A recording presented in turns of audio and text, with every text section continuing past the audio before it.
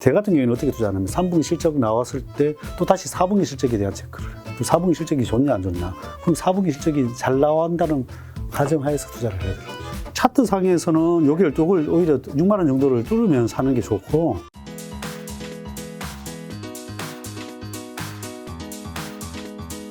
하반기 시장 어떻게 보시고 언제쯤 상황이 좀 좋아질까요? 제일 처음 우리나라 지수로 봐서는 네. 여기서 어떻게 보면 반도체 섹터를 안 짚고 넘어갈 수가 없는데, 네네. 반도체가 우리나라의 그래도 기둥이잖아요. 그렇죠. 그게 어떻게 보면 지수 상승 지수는 견인을 하는 건데, 네. 그게 제가 봐서는 이게 안 보여요. 내가 이제 1분기 실적이 잘 나왔잖아요. 네. 1분기 실적이 잘 나와서 하반기에 원래 내가 1월 달에 예측한 거는 1분기나 3월 달에 예측한 거는 그래도 이런 전쟁이 나기 전 상황이었는데, 전쟁이 나고 네. 완전 침체가 오면서, 그리고 그다음에 시스템 반도체도 수급이 안 따라주는 상황이고, 네. 이게 모든 게 수급이 꼬여 있는 상황에서 반도체가 지금 어떻게 보면 적체가 된다고 해야 되지. 지금 웨이퍼가 적체가 되고 있는 상황이고, 또 메모리를 지금 밀어내고 있는 상황이에요. 네네. 그런데 제 같은 경우에는 이 실적 발표 즈음으로 안테나를 펼쳐요. 네. 안테나를 펼친다는 게 주변에 이제 반도체 업계에 종사하는 사람들한테 다 전화를 돌려요. 네. 전화를 돌려서, 지금 상황이 어떠냐. 어쨌든 삼성전자는 시시할 수도 있겠죠. 시시할 수도 있겠지만, 어떻게 하면 밀어내게 하고 있는 거예요. 대리점한테 다 일단 밀어내고, 그다음 걔들을 받은 상태에서 그냥 걔들도 그냥 쌓아놓고 있는 거야. 네네. 쌓아놓고 있는데, 팔린 상태에서 만약에 얼마의 가격이 내놨어요. 삼성전자 같은 경우에는 팔린 상태에서 만약에 손해를 본 거에 대해서 그걸 또 보상을 해줘요. 네. 근데 하이닉스는 그건 아니고, 그렇게 하는 건 아니고. 그러다 보니까 반도체 대리점들이 다 받아가 대리점 쌓아놓고 있대요. 내가 알기로는. 안 나가니까. 그러면은 어떻게 되겠어요? 재고가 지금 쌓여있는 상황이다 보니까. 그래서 1분기, 2분기까지 실적이 잘 나온 게, 이게 투자를 할 때 실적 발표점에서 투자자들이 알아봐야 되는 건, 첫 번째는 다음 분기가 잘 나올 것인가 안 나올 것을 필히 체크를 해야 돼요. 그렇죠. 근데 이제 3분기 실적이 안 나온 게 지금 제가 안테나를 펼쳐본 상황에서는 체크가 됐잖아요. 네. 그러면 일단은 보류를 해야 되는 거죠. 사든 건 보처병 들어갔다는 거 있으면은 일단 보류하는 거죠. 네. 본진은 투입 못 하는 네. 거죠. 투입 못 하고 있다가 그런 게 이제 해소가 되거나 차트가 해소가 되거나, 네. 지금 차트적인 면에서도 아직은 이제 캔들상에서는 몇 번 나왔다가 네. 이평선상에서 21선 돌고, 결국 이것도 이렇게 된 숄딩이 나와야 이게 이제 모양상이 이뻐지는 모양이거든요. 그렇죠.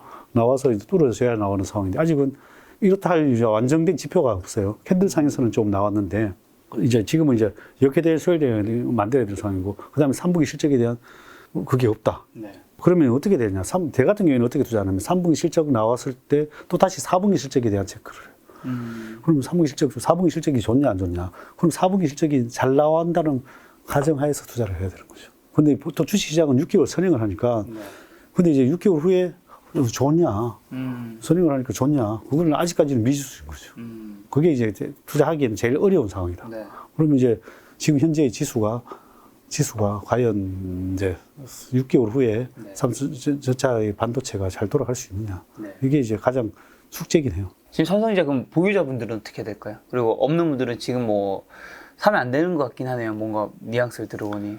이 차트 상에서는 여기를 오히려 6만 원 정도를 뚫으면 사는 게 좋고, 네. 6만 원 정도를 뚫으면 안정성을 보고 사는 게 좋고, 그 다음에 이제 파악해야 되는 거는 이제 삼성전자가 이제 실적이 잘 나오는 거잖아요. 실적이 잘 나오는 거였는데, 지금 현재는 실적이 잘 나오는 게 아직 미지수다. 그래서 2분기, 3분기는 더 지나봐야 될 것 같다는 거죠. 네. 그러면 일단은 더 사는 거는 보류를 해야 되는 게 맞지 않나 싶은 생각이 들어요. 그래서 가진 거는 못 뚫을 수도 있고, 여러 가지 상황에서 갑자기 또 아까 재정 당국에서 원유가 떨어지고 물가가 싸지고 또 리오프닝 되고 갑자기 경기가 좋아지는 기미가 보이면은 또 이게 보이면 6개월 선행을 하니까 빨리 움직일 수도 있겠죠. 그래서 지금 현재는 좀 관망하는 게 좋지 않나 생각을 합니다. 지금 관망하는데 차트적으로는 6만 원을 돌파하면 그래도 좀 매수를 생각해봐도 좀 괜찮을 것 같다. 네, 그렇습니다. SK 그럼 하이닉스는요? 하이닉스도 지금 얘기했다시피 똑같겠죠. 이거도 똑같은 차트적인 면으로 봐야 되겠죠. 하이닉스는 오히려 얘들은 그냥 가격을 정가해서 그냥 팔기 때문에 얘들은 그 보상하고 이런 게 아니에요. 네. 그래서 삼성은 어쨌든 밀어내기 하니까 나오는데, 얘도 96,000원, 한 97,000원 정도는 돌파를 하는 거 보고 사는 게 좋겠네요. 지금 현재 얘도 똑같이 역회된 소율형을 만들어야 되는 상황이라 97,000원 돌파한다면은 오히려 차트상으로는 그렇고 나머지는 실적이나 이런 것들 체크해서 하려면은 뭐 오히려 늦지 않나 생각을 합니다. 그렇습니다. 하여튼 그래서 지수가 이런 지금 현재는 자동차만 자동차 실적이 잘 나왔지만 네. 반도체 쪽은 지수 이게 그래도 우리나라 지수의 30%를 차지하고 있잖아요. 그래서 거기에 지수를 견인을 해야 하기 위해서는 이게 모든 회사에 다 연결이 돼 있어요. 그래서 지금은 이게 만약에 잘못되면 지금 이게 뭐냐면 도미노로 이게 예를 들면 반도체 관련에 종사하시는 분들은 네. 이게 자금이 엄청 꼬이는 수가 많아요. 그러면 이제 매출 채권에 대해서 회수가 안 되면 그래서 자금 경색이 일어날 가능성이 있는 거죠.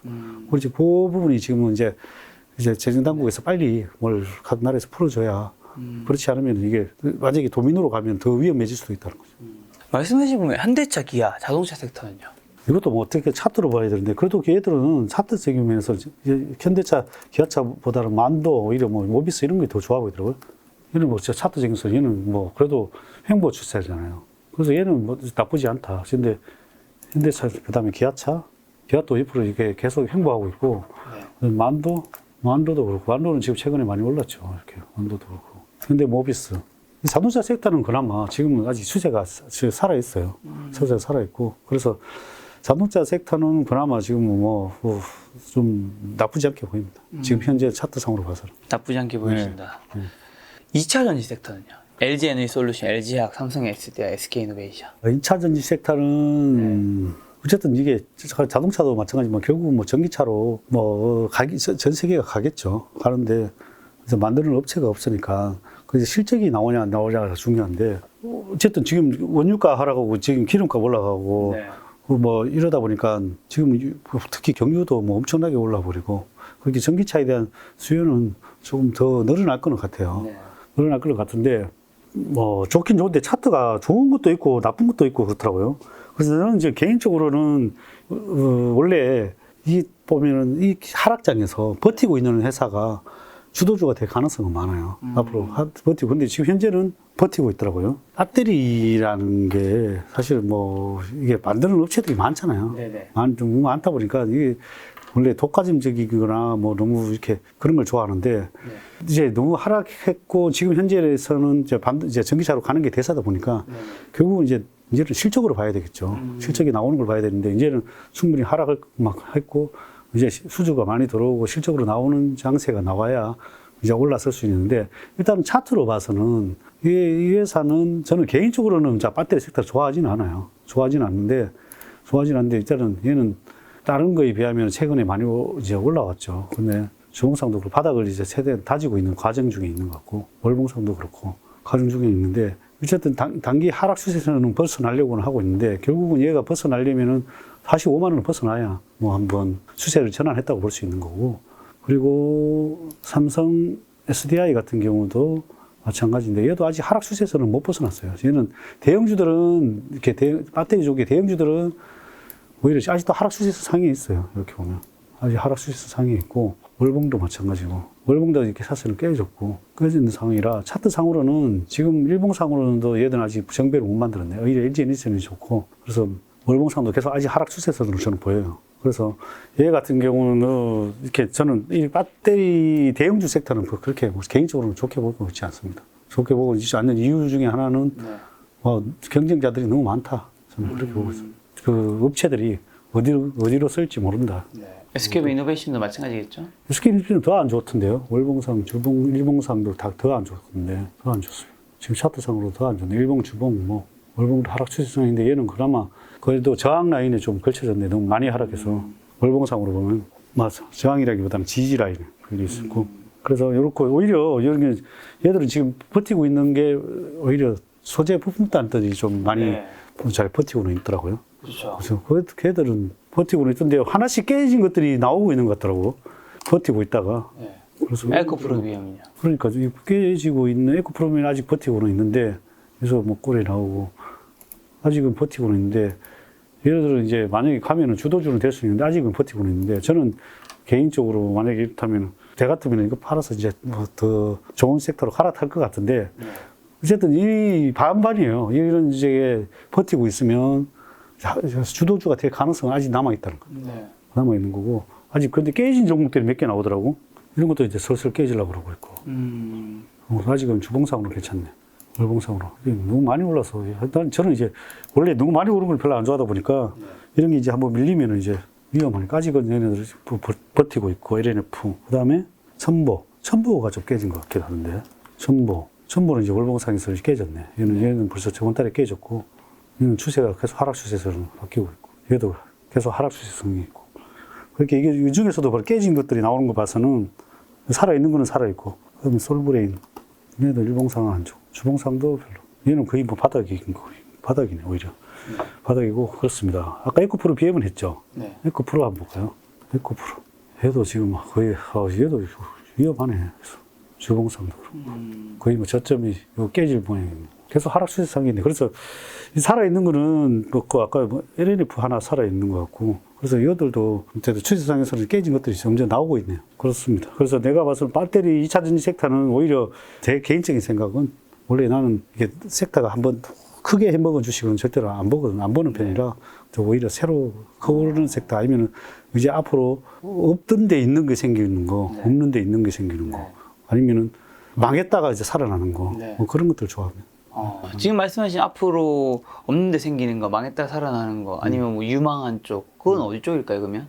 지금 어쨌든. 지금 망했다가 살아나는 거 결국 이제 뭐 거의 뭐 한국 뭐 리오프닝 뭐 이런 쪽이겠죠. 망했다가 살아날 수 있는 것들. 그런 것들이고. 리오프닝이라고 하면 뭐 항공도 있고, 호텔 레저도 호텔 있고, 있고. 여행도 있잖아요. 예, 다 포함되는 거죠. 뭐 그런 것들. 그 다음에 항공, 호텔 레저, 뭐 이런 것들이 이제 이 중에서 뭐 저는 이제 실적으로 받쳐주는 것들 나오면은 괜찮을 수 있다는 거죠. 그럼 지금 항공도 유류 할증료가 하와이 가는데 뭐 80만 원씩 올라왔다 그러더라고. 한 번 올라가는데 유류 할증료가. 그런데도 많다 그러더라고. 그래서 그런 이제 여행 쪽도 살아나는 기업들은 대한항공은요? 대한항공 차트로 한번 볼게요. 이거 차트는 별로 안 좋네. 지금 현재 유가 때문에 많이 하락을 했는데 그것도 이제 지금은 주봉석 많이 깨졌네. 근데 차트 상으로는 월봉도 깨졌고 지금 현재는 대한항공 차트는 안 좋네요. 지금 추세 여러 가지 차트로는 안 좋습니다. 대한항공은 안 좋고 아시아나항공은요? 아시아나도 오늘 또 저점을 깼네요. 주봉 저점을 깼네요. 이런 것들은 사실은 이렇게 깬 것들은 제 같은 경우는 아주 안 좋게 봅니다. 이렇게 깨진 것들은. 다행히 월봉상에 아직 요 저점을 아직 깨진 않았는데 이런 모양은 아주 저는 안 좋게 봅니다. 주봉을 물론 제주항공은요? 제주항공은 이제 거의 여기서 저점을 아직 안 깼으니까 저점이니까 괜찮은 것 같고 월봉상에서 이것도 일봉상에서는 아슬아슬하네요. 아슬아슬한데 차트상은 그런데 이게 이제 저점이냐 아니냐는 이제 좀 주고 봐야 되겠죠. 아직 캔들상, 보조지표상 뭐 이런 것들은 추세적으로 돌아선 건 아무것도 없습니다. 그래서 결국은 얘들 이제 유가가 아까 얘기했다시피 제가 얘기한 유가가 하락하는 걸 보고 그다음에 돌아서야 되겠죠. 지금 유가가 지금 100불 이상인 상황이다 보니까 얘도 마찬가지죠. 지금도 아직도 저점이 깨냐 마냐 하는 상황이니까 이게 유가 하락이 되고 리오프닝이 되고 이래 유가 하락이 되고 리오프닝이 되면서 가면은 급등할 수 있는데 이게 진짜 수혜주로 가느냐 아까 전에 피해주로 가느냐인데 저는 개인적으로는 유가도 하락하고 세주로 갈 수 있다고 개인적인 생각입니다. 호텔 신라입니다. 호텔 신라도 지금 어쨌든 저점을 안 깼으니까 뭐 자리가 돌아서면 저점일 수 있는 거죠. 이건 이제 캔들상에 이제 나오는 건데 이거는 이제 돌아서려면 이제 3중 바닥을 만들고 있는 건데 돌아서려면 이런 캔들 모양이 나오거나 뭐 이런 양봉이 하나 나오거나 이렇게 나오면서 다시 21선 돌파하고 이제 또 이게 추세 전환이 이루어져야 되는 거죠. 이런 추세선도 돌파를 하고 이런 과정이 필요하다고 보여지는 거죠. 그래서 이런 것들을 이제 보초병 정도 넣어놨다가 추세선 돌파하고 그런 걸 확인하고 들어가시는 게 좋습니다. 롯데관광개발은요? 이것도 추세는 일단 깨졌네요. 롯데관광개발은 깨졌는데 안 깨진 종목이 없는 것 같은데요? 월봉상에서는 저점이니까 월봉상에서는 우리 월봉상에서만 저점이 아니면은 안 깨지면은 이렇게 안 깨지면 요 캔들상으로서 잡아야 돼요. 아직은 캔들상에서는 아직 지표성이 나온 게 없어요. 이게 나오려면은 이런 여러 가지 보조 지표들이 나오거나 캔들 지표들이 나와야 되는데 아직은 얘는 나온 게 없습니다. GKL입니다. 얘도 아직 나온 게 없네.